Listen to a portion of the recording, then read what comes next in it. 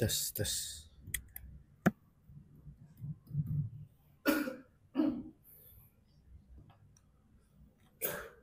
Bismillahirrahmanirrahim. Assalamualaikum warahmatullahi wabarakatuh. Alhamdulillah. Alhamdulillahi rabbil alamin. Wabihi nasta'inu ala umuri dunya waddin. Wassalatu wassalamu ala khairil anbiya'i wal mursalin. Nabiyyina Muhammadin wa ala alihi wa sahbihi ajma'in. Wa man sara ala nahjihi wa taba'a sunnatahu ila yaumiddin. Amma ba'd. Alhamdulillah, kita bersyukur kepada Allah Subhanahu wa taala atas segala nikmat dan karunia yang Allah Subhanahu wa taala berikan kepada kita. Alhamdulillah, pada kesempatan siang hari ini Allah Tabaraka wa taala masih berkenan mencurahkan kepada kita semua nikmat hidayah, nikmat taufik, sehingga kita dapat menjalankan salah satu ibadah yang wajib bagi setiap muslim untuk melaksanakannya. Dan alhamdulillah kita melaksanakan ibadah yang mulia ini, yaitu salat secara berjamaah.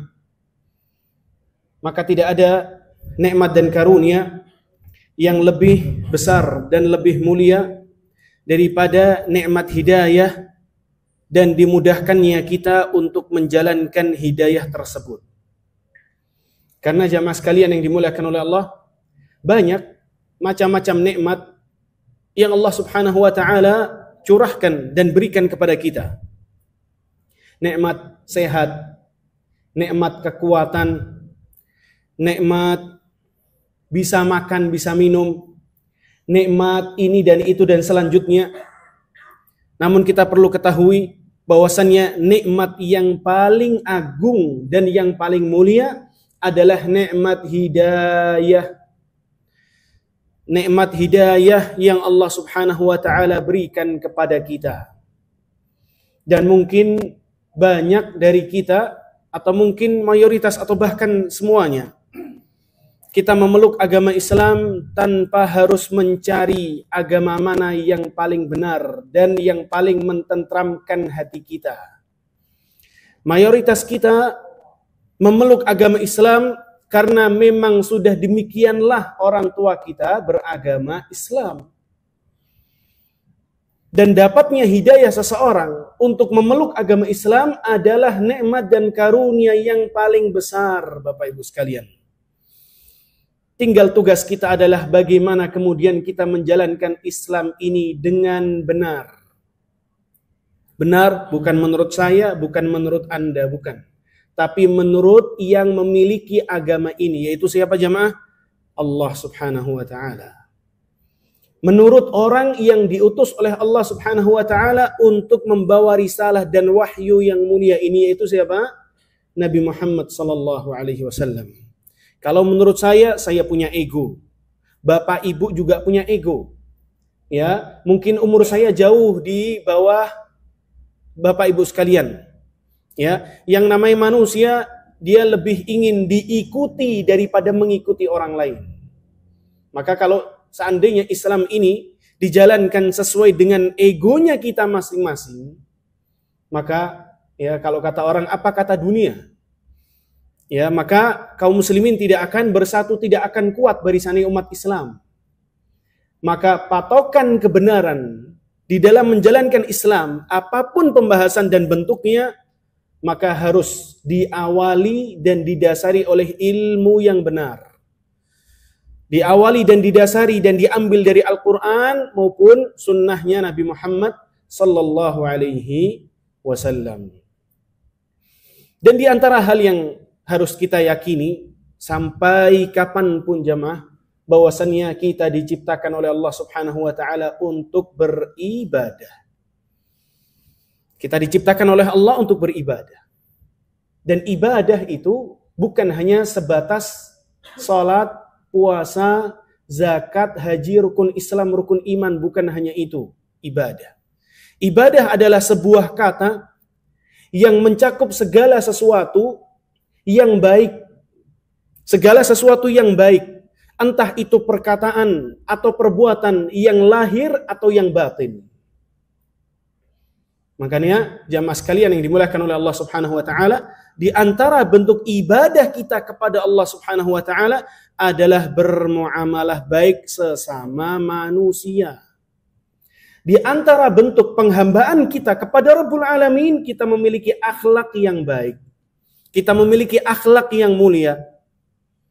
Dan di antara kaidah di dalam akhlak, terlebih khususnya di dalam muamalah, adalah sebagaimana kita mengharap, sebagaimana kita berharap dan kita ingin kalau orang itu berbuat baik kepada kita, maka kita pun juga sama, dituntut untuk berbuat baik kepada orang lain. Dan itu di antara penghambaan kita kepada Allah Subhanahu wa taala, yang kita kenal dengan hablum minallah dan hablum minan nas. Ikatan hubungan antara kita dengan Allah dan ikatan hubungan antara kita sesama manusia. Dan juga jamaah sekalian yang dimuliakan oleh Allah Subhanahu wa taala, betapa agungnya hidayah Islam ini. Tidak ada agama yang mengajarkan segala aspek kehidupan secara menyeluruh kecuali agama Islam. Ya, di antaranya tadi saya sampaikan bahwasannya di antara penghambaan kita kepada Allah Subhanahu wa taala adalah berbuat baik kepada sesama manusia, gitu Pak ya. Hablum minan nas, tali hubungan baik dengan orang lain. Orang lain, siapa dia? Muslim saja? Mukmin saja? Jawabannya tidak. Tidak jemaah. Islam juga mewajibkan kita, saya katakan wajib. Yang menyelisihi wajib berarti dosa. Orang yang tidak melaksanakan ibadah sunnah, maka dia tidak berdosa jemaah. Dia tidak mendapatkan pahala dan juga tidak mendapatkan dosa. Itu definisi sunnah, yang mengerjakan pasti dia mendapatkan pahala. Tapi kalau definisi wajib, yang mengerjakan dia mendapatkan pahala, yang tidak maka dia mendapatkan dosa. Islam juga mengajarkan kepada kita untuk berakhlak baik, berbuat baik kepada orang-orang yang mungkin belum mendapatkan hidayah untuk masuk ke dalam agama Islam. Bahkan Nabi SAW menyebutkan di dalam hadisnya bahwasannya seorang muslim yang benar-benar muslim, seorang mukmin yang benar-benar mukmin adalah orang lain yang aman dari gangguannya, itu baru muslim yang benar. Orang lain aman dari gangguan kita, aman dari tangan kita, aman dari lisan kita, apalagi sampai menumpahkan darah, na'udzubillah min dzalik. Umar bin Khattab radhiyallahu anhu pernah suatu hari berdiri di depan Ka'bah. Kemudian Umar mengatakan, demi Allah, ya, engkau ini hanya sebatas barang, ya, yang kalau bukan karena Allah Subhanahu wa taala memuliakanmu, maka kamu batu tidak akan mulia. Dan demi Allah, ya, menumpahkan darah seorang mukmin, satu orang mukmin, satu orang Islam, ya, lebih berat daripada kalau engkau ini wahai Ka'bah dihilangkan. Jamaah sekalian yang dimuliakan oleh Allah Subhanahu wa taala, tidak terbatas larangan kita untuk mengganggu seorang muslim saja, termasuk orang yang tidak beragama Islam, jemaah. Ya, ini sedikit kita bahas agar kita makin yakin betapa hebatnya dan sempurnanya agama Islam. Dan agama Islam ini merupakan modal besar seseorang mendapatkan surganya Allah Subhanahu wa taala. Islam tidak hanya melarang kita untuk mengganggu orang muslim saja, tidak. Tapi melarang kita, mengharamkan kita untuk mengganggu orang yang tidak beragama Islam. Bahkan jamaah sekalian yang dimuliakan oleh Allah, ya, di dalam hadis Nabi kita SAW mengatakan, barang siapa yang mengganggu non-muslim masuk ke dalam negara yang sudah mendapatkan perjanjian keamanan di situ, mendapatkan suaka keamanan, kemudian diganggu oleh orang Islam, maka dia tidak akan mendapatkan baunya surga. Turis datang dari luar misalnya, Pak. Ya, turis datang dari luar. Entah itu bisnis atau untuk tamasya, wisata dan seterusnya.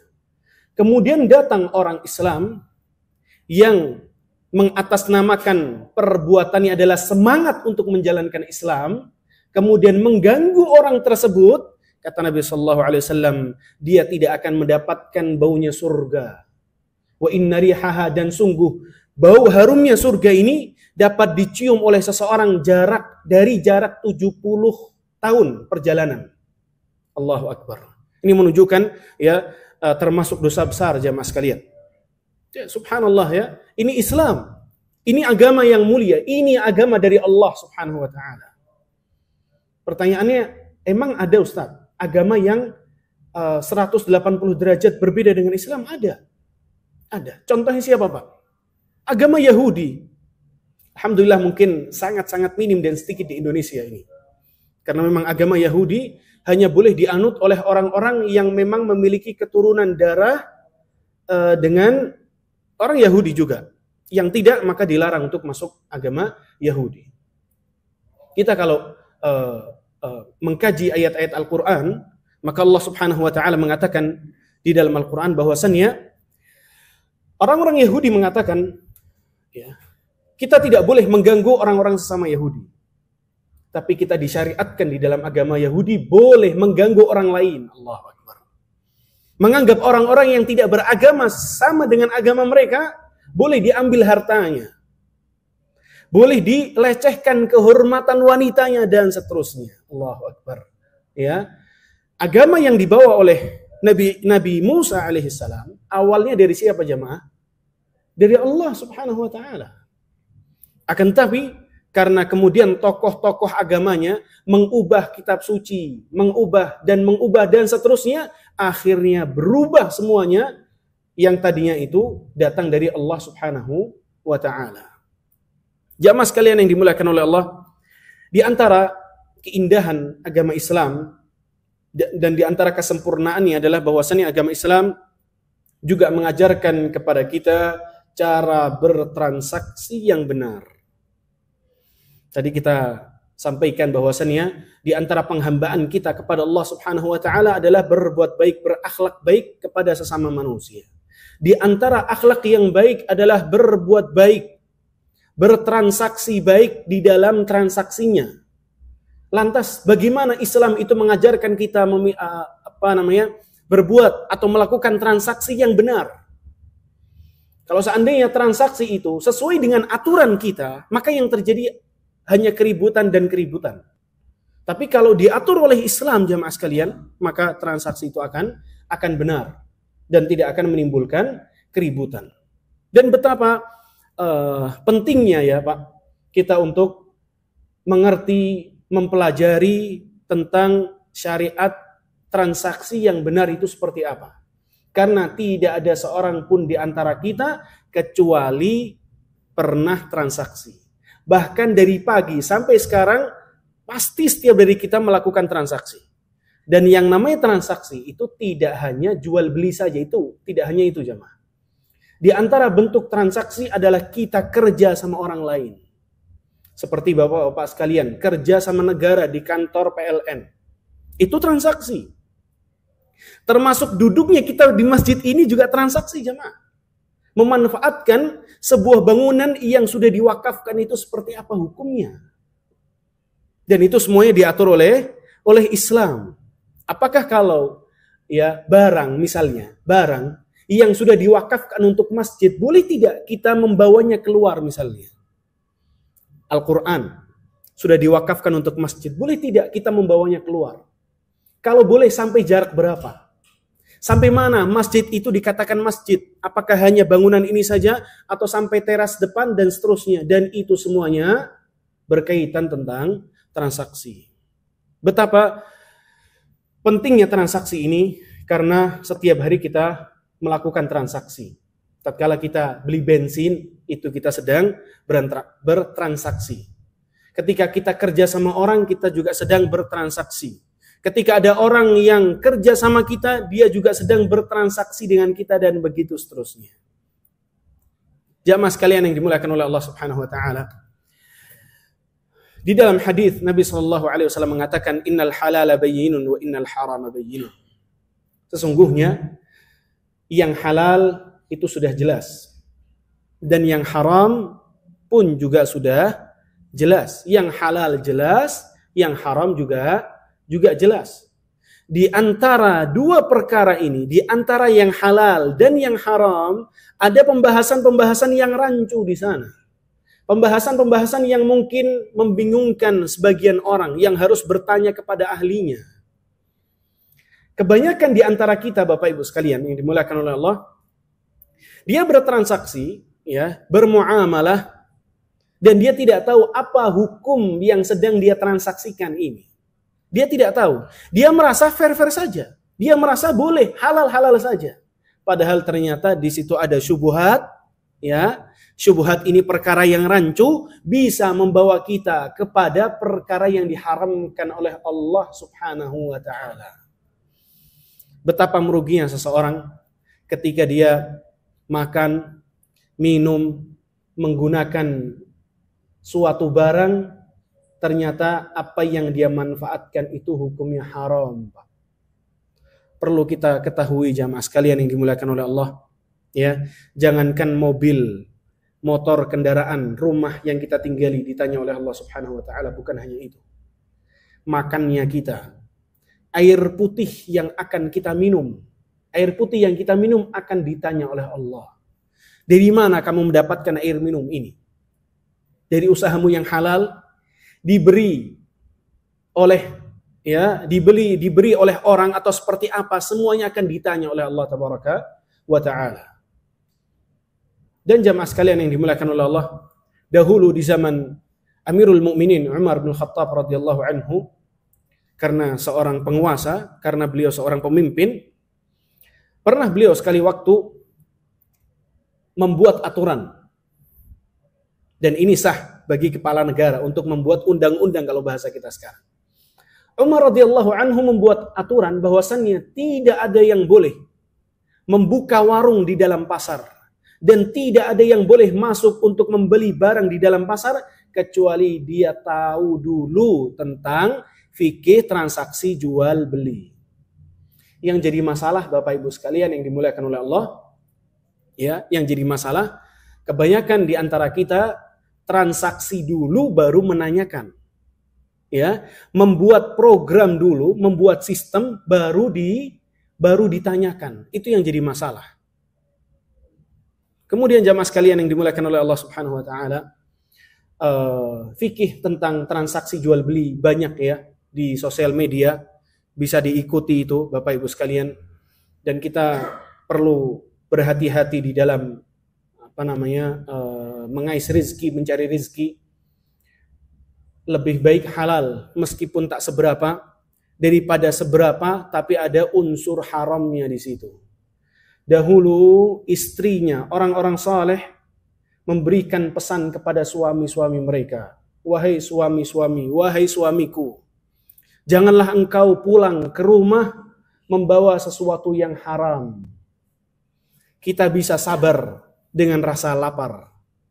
Kita bisa sabar dengan keadaan yang tidak baik ini, tapi kita tidak bisa sabar dengan azab di neraka jahanam. Maka ilmu tentang transaksi jual beli, bukan jual beli saja, transaksi secara umum, ya, memanfaatkan sesuatu itu juga transaksi.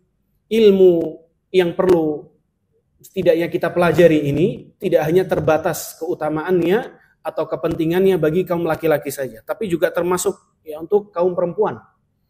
Karena ternyata yang paling banyak melakukan transaksi siapa, Pak? Laki-laki atau perempuan? Perempuan. Ya, di online shop misalnya, di toko online misalnya, yang paling banyak live di sana perempuan. Kalau kita datang ke pasar, kita datang ke supermarket, ke mall, yang paling banyak di sana siapa? Perempuan. Ya, maka ini ilmu yang perlu dipelajari jemaah. Ya, jadi saran dari saya pribadi dan untuk saya dan untuk jamaah sekalian, untuk sedikit banyaknya kita mengenal tentang fikih muamalah ini, fikih transaksi. Bagaimana kemudian tidak tercampur di dalam harta kita sesuatu yang haram. Ya, contoh yang terakhir, dan ini sering kali terjadi di tengah-tengah kita. Contohnya kita ingin membantu orang lain dengan meminjami sesuatu. Kemudian kita katakan kepadanya, aku pinjami ini untukmu tanpa tambahan, tanpa bunga dan riba di situ. Tapi tolong, contohnya apa ya? Contohnya, tapi tolong bersihkan rumah saya. Kita meminjami misalnya 1.000 perak misalnya. Kita sampaikan kepada dia, ya, kamu kembalikan bulan depan tanpa tambahan bunga atau riba. Tapi dengan catatan tolong bersihkan mobil saya misalnya. Dan ini subhanallah termasuk riba, Pak. Ini termasuk riba. Kata Nabi sallallahu alaihi wasallam, kullu qardin jarra naf'an fahuwa riba. Setiap transaksi pinjam meminjam, apapun meminjamnya, meminjam motor, meminjam mobil dan seterusnya. Kalau ada manfaat di balik itu, maka ini termasuk transaksi riba yang diharamkan oleh Allah Subhanahu wa taala, bahkan satu-satunya dosa yang diajak perang oleh Allah dan Rasulullah sallallahu alaihi wasallam adalah dosa riba. Bukan hanya saja riba atau bunga di bank, Pak. Bukan hanya itu. Ya, subhanallah, di tengah-tengah masyarakat kita, ya, betapa banyaknya dan merebaknya rentenir. Banyak sekali subhanallah ya Pak ya. Belum lagi nanti ada bank titil ya Pak ya. Allahu Akbar, bank titil ya. Itu kegelapan di dalam kegelapan jamaah. Kezaliman di dalam kezaliman. Berlapis-lapis itu bank titil dan riba dan bunga dan seterusnya. Subhanallahil azim. Jamaah sekalian yang dimuliakan oleh Allah Subhanahu wa taala, mungkin sedikit nasihat yang bisa disampaikan. Semoga bermanfaat untuk kita semua dan semoga kita menjadi orang-orang yang selalu bertakwa kepada Allah Subhanahu wa taala, menjadi orang-orang yang berhati-hati di dalam mencari rezeki. Karena sekali lagi halal meskipun tak seberapa lebih baik daripada banyak, tapi ada masalah di dalamnya. Halal tak seberapa, berkah itu artinya kebaikan yang berkesinambungan. Bisa dikembangbiakkan oleh Allah Subhanahu wa taala yang sedikit dan halal itu. Daripada banyak tapi ada unsur haramnya di situ, na'udzubillah min dzalik. Dan yang namanya hukuman dan yang namanya azab, hukuman dari Allah Subhanahu wa taala tidak hanya berbentuk tsunami atau ya, gempa dan seterusnya, tidak. Di antara bentuk hukuman yang Allah Subhanahu wa taala berikan adalah kita terkadang dipaksa untuk mengeluarkan harta kita dikarenakan ada problem ini dan problem itu. Entah itu sakit, entah itu ya problem ini dan seterusnya. Wallahu a'lam bishawab. Kita introspeksi, bisa jadi keharusannya kita mengeluarkan uang yang tak sedikit itu dikarenakan ada unsur ya hal yang tidak baik dari rizki yang kita punya. Wallahu a'lam bishawab. Semoga Allah Subhanahu wa taala memberikan taufiknya dan hidayahnya dimanapun kita berada, dan semoga Allah Subhanahu wa taala menjadikan hidupnya kita dan wafatnya kita kelak di atas agama Islam, di atas keimanan kepada Allah Subhanahu wa taala. Dan kita berdoa sebagaimana Allah tabaraka wa taala mengumpulkan kita di tempat yang baik ini. Semoga Allah kembali mempertemukan dan mengumpulkan kita di surga firdausnya. Amin Allahumma amin. Wabillahi taufiq wal hidayah. Wa sallallahu wa sallam wa baraka ala nabiyyina Muhammadin wa ala alihi wa sahbihi ajma'in. Wa akhiru da'wana anil hamdulillahi rabbil alamin. Wassalamu alaikum warahmatullahi wabarakatuh.